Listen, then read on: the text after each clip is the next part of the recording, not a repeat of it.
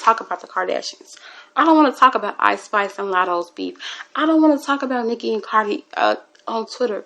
I want to talk about God. It's a spiritual battle going on right now, and we are literally in the end times. We're literally in the days of the book of Revelations is coming soon, if it's not here already. I don't want to talk about that frivolous mess. Hi everybody, welcome back to Level Uploading, Fight Feelings, Face Facts with yours truly, Shay. Y'all, taking it back to the old school. Taking it back to the old school. I said, I'm taking it back to the old school. Taking it back to the old school. Okay. Actually, let me lower this just a smidge. Maybe. Hopefully that's not too much. Okay, because I'm like straining my head. You feel me? Okay, hey y'all. Okay, so I wanted to pop in real quick with a quick little. I don't even know if this is a message for y'all or if this is me just venting. Could be either or. I really don't know, if I'm being completely honest with you. But y'all, so this is something that I have been battling since my transformation has started towards being delivered. Y'all be on the lookout for my deliverance story. I am going to figure out a way to get that out to you guys because, yeah, y'all be on the lookout for that. And make sure y'all come with an open heart and an open mind. On my journey towards trying to be godly and holy and as close to Christ-like as I can, obviously I'm going to fall short. Nobody is perfect. No, I am not perfect. No, I am not without sin. No, I am not without fault. I know that. You know that. Everybody know that. But one thing that I have been noticing on this journey is that a lot of people do not like the fact that I am changing. They don't like the fact that I am denying my flesh. Honestly, I think it's not that they don't like it for me. It's more so that they don't like the way that it makes them feel about what they're doing. And one thing that I've noticed is me speaking up about me denying my flesh, speaking up about my celibacy. The more that I speak up about my celibacy, the more I speak up about not drinking anymore, the more I speak up about not cursing anymore, the more I speak up about, being in my Bible daily, the more I speak up about my prayer life with God, the more I speak up about how demonic and crazy this world is, the more I speak up about the things that we do that are sinful and make Sodom and Gomorrah look like a church house, the more I speak up about the perversion and the tricks of the enemy, the more I am called self-righteous. That is the word and the term that I'm sure a lot of Christians have been familiar with, have become familiar with, because that is a term that people love to throw out to us because for whatever reason they think that is something that's going to humble us and make us take a look and feel self-conscious about how we're presenting. Now, I can be honest and say that there are times where I have to check my own spirit and make sure that I'm not coming from a place of self-righteousness, because of the fact that I've been everything that I talk against, I've been there, with the exception of very few things. I have done it, or been a part of it, or condoned it, or tolerated it, or had people in my circles that were doing those things. So it's hypocrisy for me to feel as though I'm better than anyone. I am not ever coming off as better than anyone. That is never the motive. I am always trying to come from a place of better than what I was, better than who I was, better than what I was doing, better for the kingdom of God. That is always what I want to give off. And not only that, I'm just trying to do my due diligence of being as close to Christ-like as I can. I'm not trying to tell anybody that they are trash because they're not. I'm just trying to point out the things that we're doing and how far gone we are. Sometimes people don't realize just how bad something is until they have a remembrance or have someone to snap them into reality. And I know that it's uncomfortable to hear, right? Even uncomfortable to remember, even uncomfortable to think about. I myself personally have cringe-worthy moments where I'm like, I cannot believe I let myself get that far gone that I thought that this was acceptable. I cannot believe that I got this far gone that I thought that this was okay.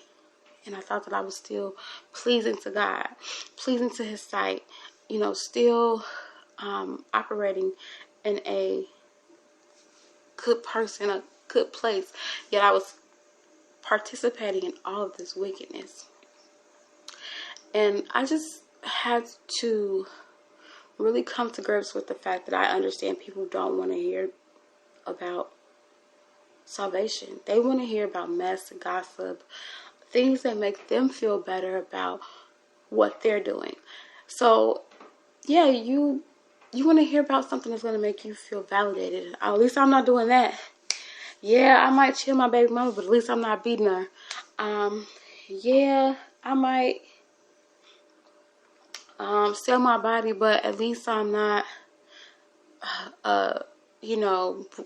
putting Mickeys in guys' drinks and robbing them. Or, people want to hear something that's going to put them into a level where they can feel better about what they're doing. So instead of people taking me as what I'm trying to show of better, and if I can do it, and if He can deliver me from this, you guys have been on my Facebook. A lot of these people, I've been on social media of some sort since I was 15. Some of these people have known me for 20 years. I'm 35 years old. Facebook has been around since I was, 17, 18? Half of my life has been spent on social media. Half of my life. These people have seen me at all stages, from the kitty. Sorry, y'all, hold on.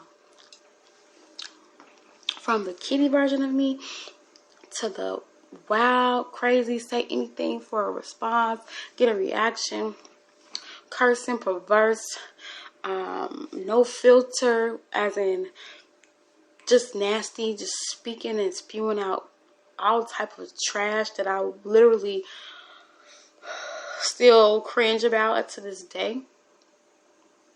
They know all about that version of me. So now, as I'm cultivating and transforming into this new version of me, I am letting people see, y'all know how bad I was. Y'all know how much I drank. Y'all know how much I partied. Y'all know how much I was on this internet talking crazy. And look, guess what? As bad as I was, there was always people that was worse. And that's the type of stuff that we want to see. We want to see people who were worse so that we can feel better about ourselves instead of doing the work to become better ourselves. I'm trying to show people that it can be done. I'm trying to lead by example. I have a little sister. I have little cousins. I have family and friends, people looking up to me. I have people looking up to me that I don't even know.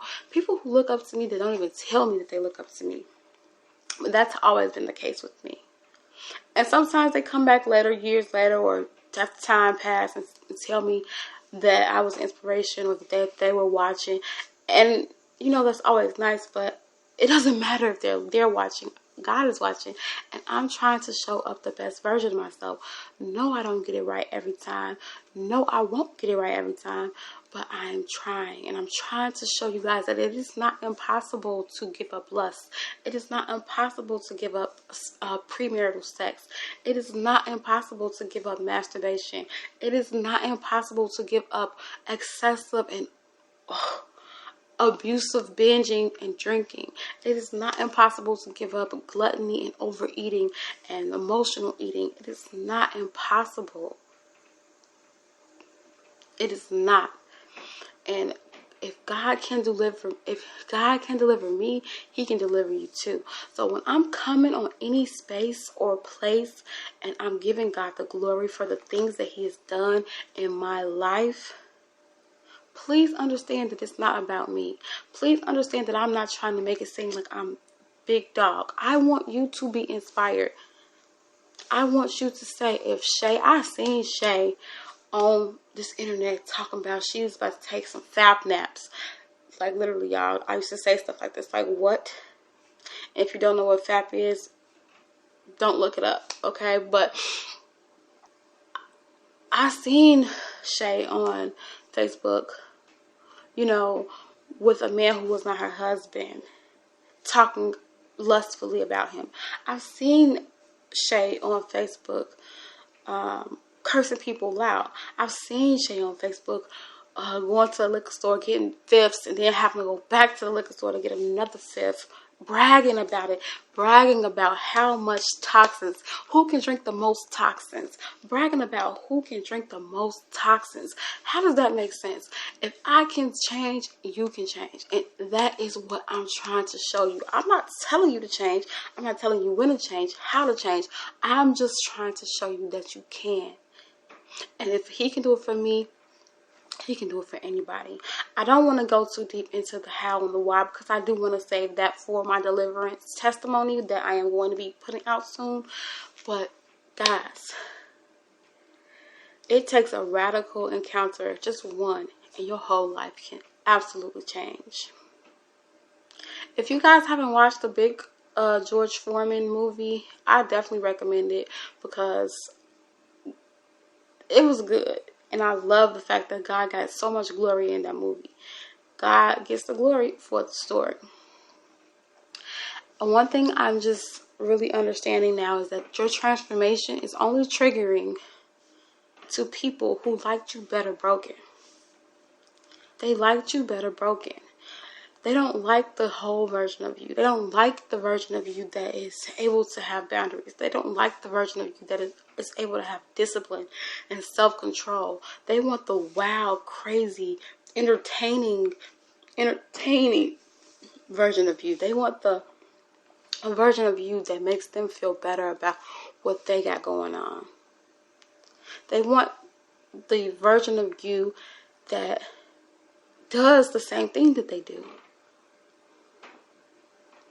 They want you to come in agreement with what they're doing so that they don't feel bad about it.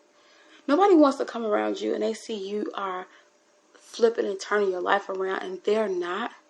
They feel condemned and convicted, even if you're not condemning or convicting them. I could say, we got to do better, y'all.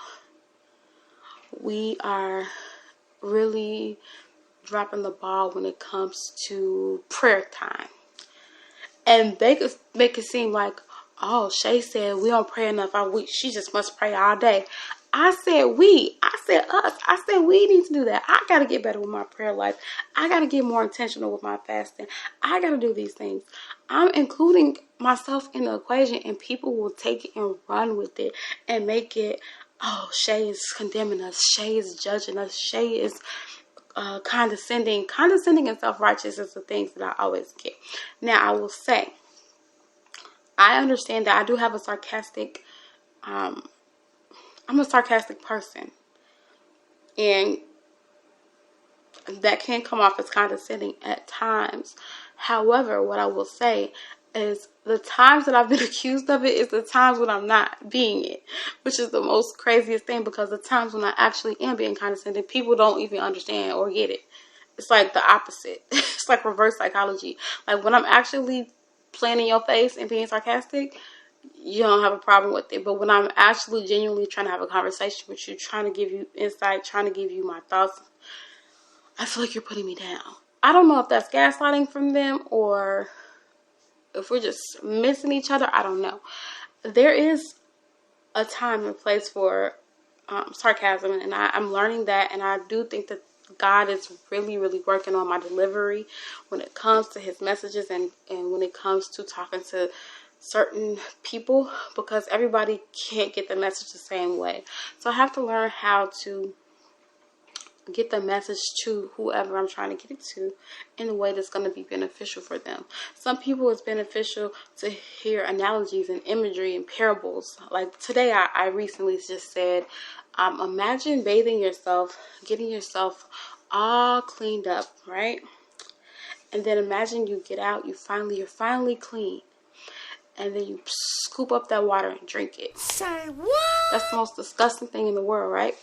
But if you think about that, that is what you do when we go back to things that we've been delivered from, when we go back to things that we have been freed from, the things that God has taken off of us, the strongholds that we've prayed off, we fasted for, and for us to revert back and to regress and to backslide, we're literally going back and picking up that filth and we're scooping it up and we're drinking it. I don't like that. A lot of other people use the analogy of eating your own vomit. You got it out your system, and now you're eating your own vomit. I hope that the way that I am delivering things can reach somebody. Everybody's not for everybody. I know that my delivery is not going to be for the person who wants a handheld, or my delivery is not going to be for the person who wants the mean, aggressive, overly in your face approach. That's not me. Everything's not for everybody. So that's why we have a multitude of evangelists, a multitude of people with ministries, a multitude of people out here trying to share God's word, trying to share God's love, trying to talk about the love of Christ and bring it all together. It's not one band, one sound. It should be. I mean, the ultimate goal is one band, one sound, but the way that the drums are played is not going to be the same way that the cymbals are played. The way the violin is played is not going to be the same way the guitar is played. It's still going to be a beautiful sound in the orchestra. So, with that being said, I implore all my Christians out here who may be fighting with themselves, second guessing themselves, Satan getting in your ear, using other people who are close to you to reinforce. Be quiet about the transformation that God is doing in your life. Be quiet about how he's changed you, because people don't want to hear that and you're making them feel bad. That's what the enemy really wants you to internalize. He wants you to shut up because he doesn't want you giving God no glory. He doesn't want you telling people about, hey, I used to do drugs and sell my body on 33rd Street. But guess what? Now I'm celibate. I've given my life to Christ. I don't drink. I don't sell my body. I'm at church. I'm working on being better. He doesn't want those type of testimonies. So if he can shut you up and he can get somebody to get into your head. I'm sorry for the lighting change, guys. My TV is just going through its little screensavers, and every time one changes it get weird. But anyway, if he can shut you up, he can literally steal your testimony, steal the seed that you were actually going to be using to plant to somebody else, to help them to grow in Christ, to help them to learn how to actually become more like Christ. The whole goal is to be like him. There is nothing wrong with being righteous. There is nothing wrong with aspiring to be better. There is nothing wrong with trying to be better. I don't know how the term self-righteous became an insult, but I am taking back my power when it comes to that word.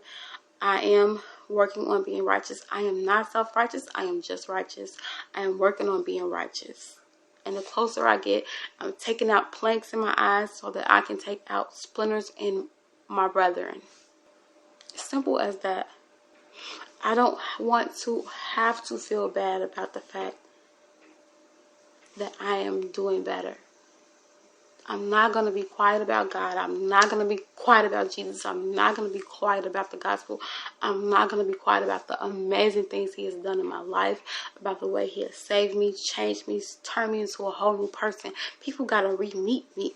People have to re-meet me. They don't even know how to talk to me or deal with me because they don't know me. I'm not even the same person. So as I said, anybody who is triggered by your transformation for the better, that tells you that they liked you better broken. And that tells you that that is where they want you to stay. And the moment that you try to get out of that box that they put you in, that broken box, and try to fix yourself up and become something, you are no longer of use to them, because your whole purpose was to make them feel better about what they were doing.